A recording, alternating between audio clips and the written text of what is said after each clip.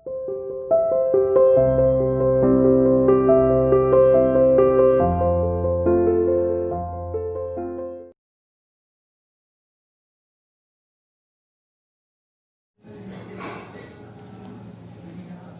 to CR International Online Classes. Hello students, how are you? Hope you are fine.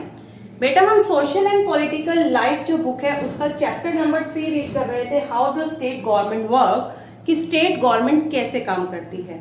और हमने इससे पहले के जो लेक्चर था उसमें हमने ये जाना था कि गवर्नमेंट के 3 लेवल हैं, कौन कौन से, लोकल लेवल, स्टेट लेवल और सेंट्रल लेवल पर गवर्नमेंट काम करती है। यानी कि नेशनल लेवल पर जो गवर्नमेंट है वो पूरे देश के लिए कानून बनाती है, जबकि राज्य सरकार सिर्फ अपने राज्य के लिए ही काम करती है।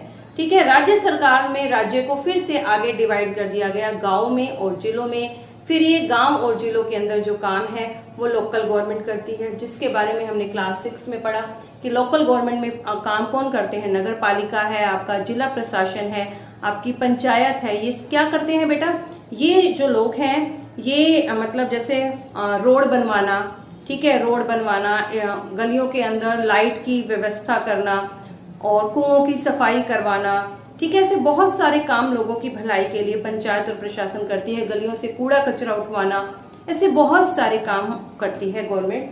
तो बेटा हमने ये भी जाना था कल की विधायक कौन होता है, एमएलए कौन होता है। एमएलए यानी कि member of the legislative assembly, ये लेजिस्लेटिव असेंबली का मेंबर है, यानी कि ये लेजिस्लेटिव असेंबली का सदस्य होता है। इसे हिंदी में हम विधायक भी कहते हैं और लेजिस्लेटिव असेंबली को हिंदी में हम विधानसभा भी कहते हैं।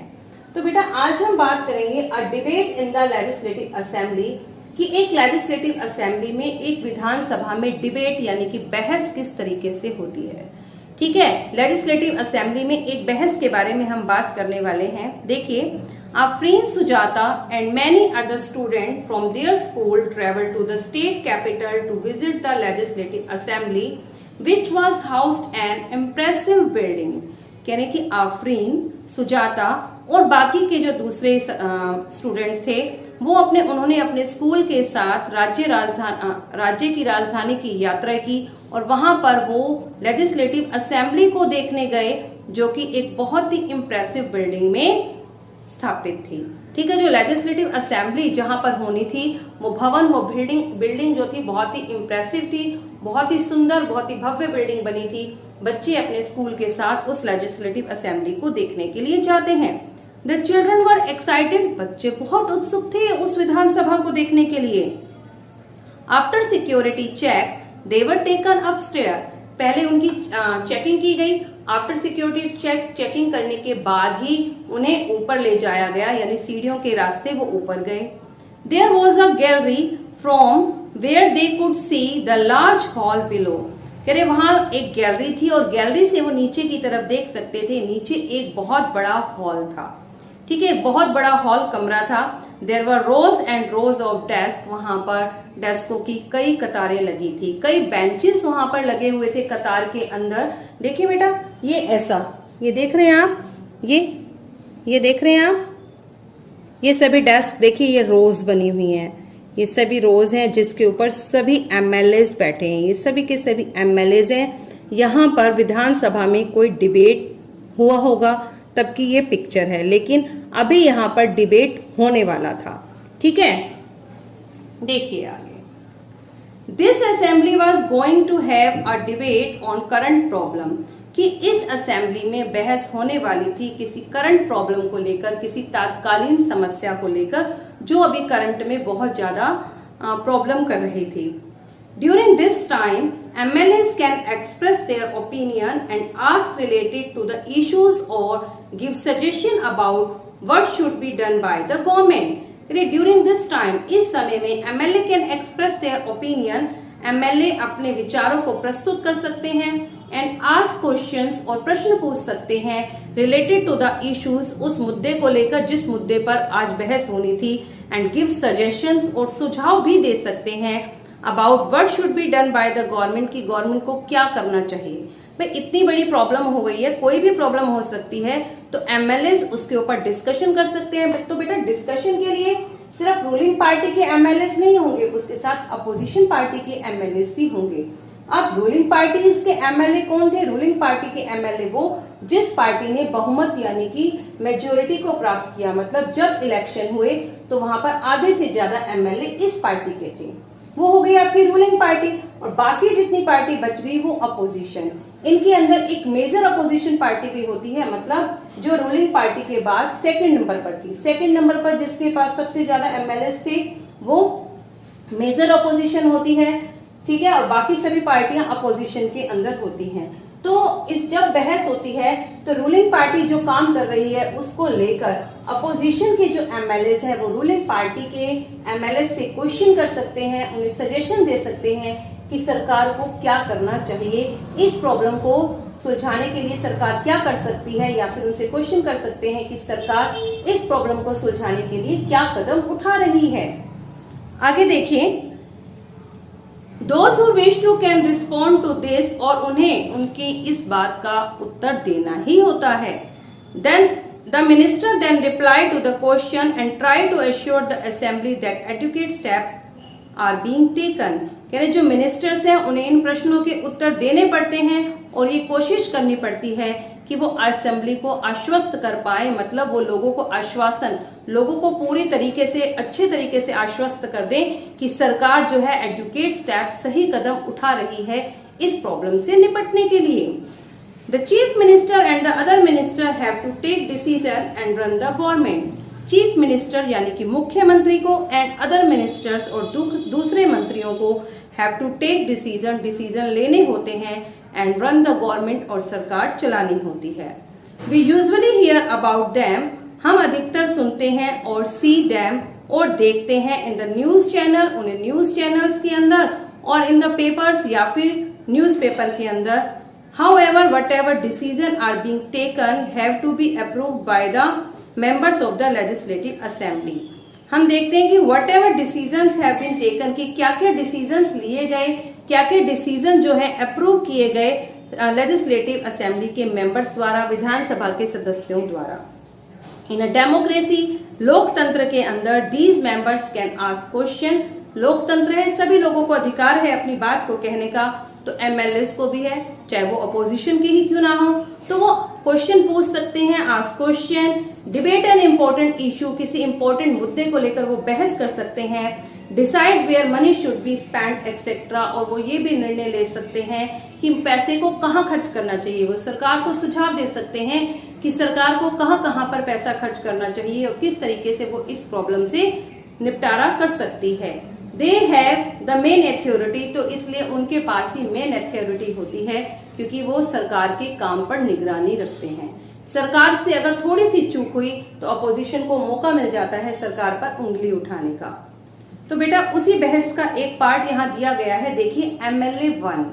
पहला जो एमएलए है, इन माई constituency of Akhand Gaon during the last 3 weeks there were 15 dead because of diarrhoea.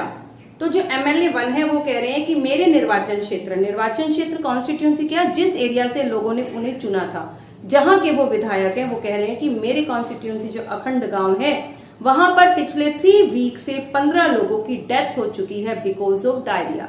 Diarrhoea यानी हैजे के कारण। I think it is a shame that this government has not been able to check the situation of a simple problem like diarrhea while proclaiming itself to be a champion of technology। कह रहे कह रहे मैं ये सोचता हूँ कि ये गवर्नमेंट के लिए बड़े ही शेम की बात है, बड़ी ही शर्म की बात है कि गवर्नमेंट इतनी सिंपल सी प्रॉब्लम को सुलझा नहीं पा रही है, इतनी सिंपल सी प्रॉब्लम पर गवर्नमेंट नियंत्रण नहीं कर पा रही है, जैसे कि डायरिया फैला था ना वहां पर, और जबकि वो अपने आप को टेक्नोलॉजी का चैंपियन बताती है, गवर्नमेंट बताती है अपने आप को टेक्नोलॉजी का चैंपियन घोषित कर चुकी है और इतनी छोटी सी प्रॉब्लम को नहीं सुलझा पा रही है। I would call the attention of the minister in charge to take immediate measure to control the situation. कह रहे हैं I would call the attention of the minister in charge of health, कि जिसके पास हेल्थ का charge है, मतलब जो health minister है, मैं उनका ध्यान इस प्रॉब्लम की तरफ दिलवाना चाहता हूँ, उनकी अटेंशन दिलवाना चाहता हूं कि वो जल्दी से कोई कदम उठाएं, इमीडिएट मेजर्स करें टू कंट्रोल द सिचुएशन, इस सिचुएशन पर कंट्रोल करने के लिए। ठीक है, एमएलए 1 ने ये क्वेश्चन किया ये बहस स्टार्ट की उसने विधानसभा के अंदर। MLA 2, my question is why are the government hospitals in such a bad situation. वो कहते कि मेरा प्रश्न ये है कि जो गवर्नमेंट के जो हॉस्पिटल्स हैं वो इतनी बुरी सिचुएशन में क्यों हैं। Why is the government not appointing proper doctors and other medical staff in the district? कि why the government not appointed, कि गवर्नमेंट क्यों नहीं अपॉइंट कर रही है, क्यों नहीं नियुक्त कर रही है सही तरीके से डॉक्टर, मतलब प्रॉपर डॉक्टर, जितने डॉक्टर चाहिए उतनी मात्रा में डॉक्टर नहीं है। And other medical staff in a district या जिलों के अंदर जो दूसरे कर्मचारी हैं उनकी नियुक्ति गवर्नमेंट क्यों नहीं कर रही है। I would also like to know, और मैं ये भी जानना चाहूंगा, हाउ द गवर्नमेंट प्लान, की गवर्नमेंट का क्या प्लान है, मीन्स गवर्नमेंट की क्या योजना है to deal with this situation. इस समस्या से गवर्नमेंट कैसे निपटारा करेगी, इस प्रॉब्लम का गवर्नमेंट कैसे सुलझाएगी इस प्रॉब्लम को, मैं ये भी जानना चाहता हूँ। Which is affecting a large number of problem, और वो भी ऐसी प्रॉब्लम जिससे बहुत ज्यादा मात्रा में लोग प्रभावित हुए हैं।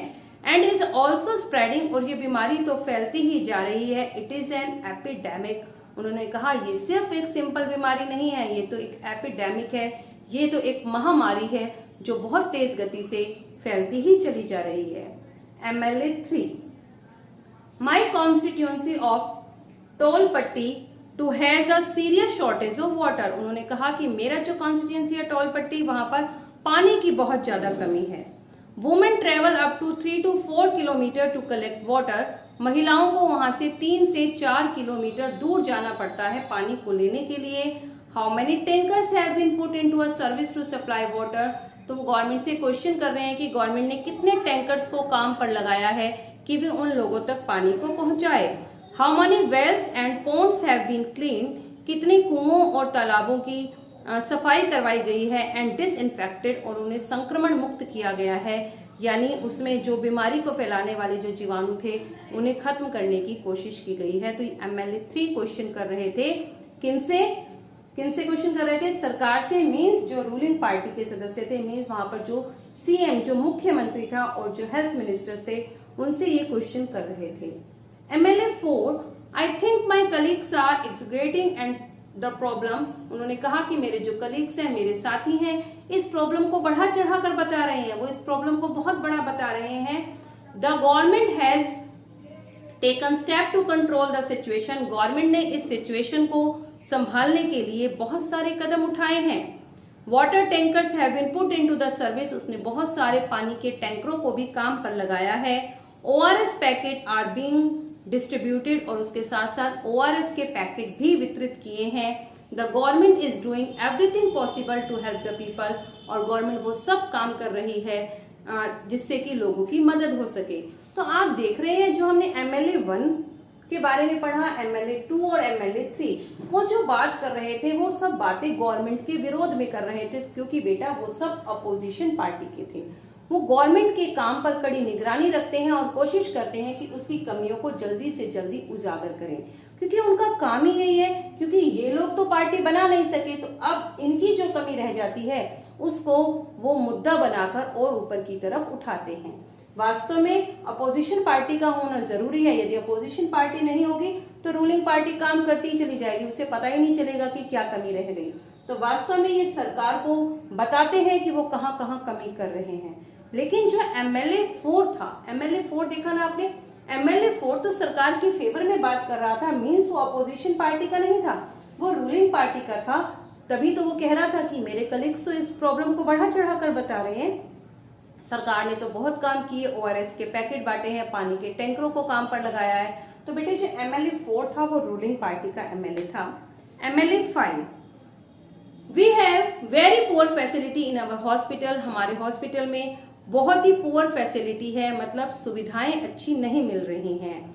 There are hospitals that don't have a doctor and no medical staff has been appointed for last few years, ऐसे भी हॉस्पिटल्स हैं जहां पर कई वर्षों से ना तो डॉक्टर और ना ही किसी कर्मचारी की, ना ही किसी मेडिकल स्टाफ की नियुक्ति की गई है।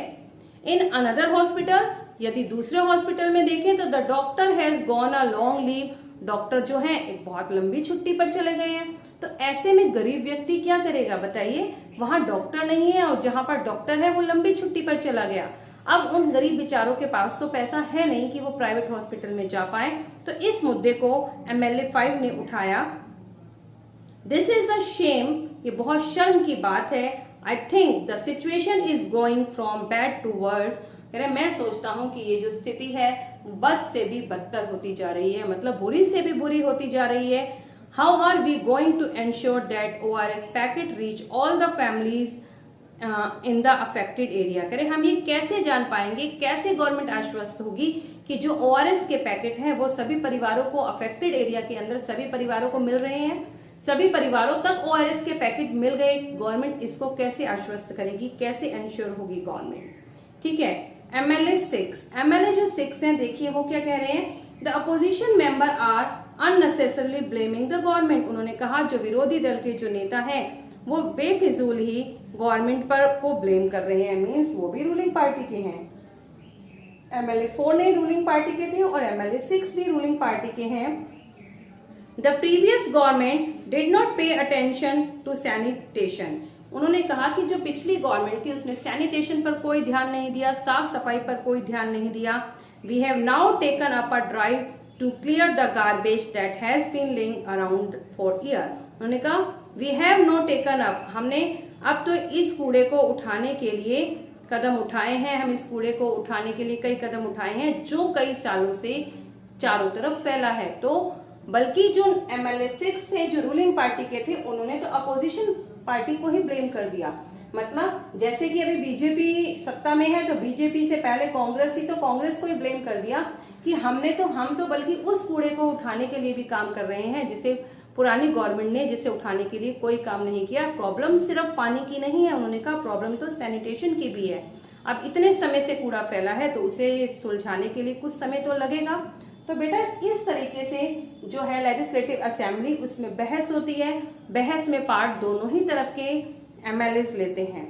जो MLA है रूलिंग पार्टी के वो उनके आंसर्स देते हैं और जो अपोजिशन के मेंबर्स हैं वो सरकार की कमियों को उजागर करते हैं। देखिए बेटा साइड में एक क्वेश्चन दिया है, can you identify the MLAs of ruling party and the opposition in the illustration, colour the ruling party in one colour and the opposition in another. देखिए बेटा ये दिखा रखी है, देख रहे हैं आप, ये आपकी जो है लेजिस्लेटिव असेंबली में बहस चल रही है। तो कह रहे हैं आप आइडेंटिफाई कीजिए कि रूलिंग पार्टी के कौन है। नंबर 1 रूलिंग पार्टी के थे, नो ये अपोजिशन के थे। नंबर 2 भी अपोजिशन के हैं, नंबर 3 भी अपोजिशन के हैं और नंबर 4 रूलिंग पार्टी के हैं, नंबर 5 भी अपोजिशन के और नंबर 6 रूलिंग पार्टी के हैं। तो कह रहे हैं आप इन्हें डिफर कलर से दिखा सकते हैं। तो ठीक है बेटा आज का टॉपिक इतना ही, इससे आगे हम कल करेंगे। ओके।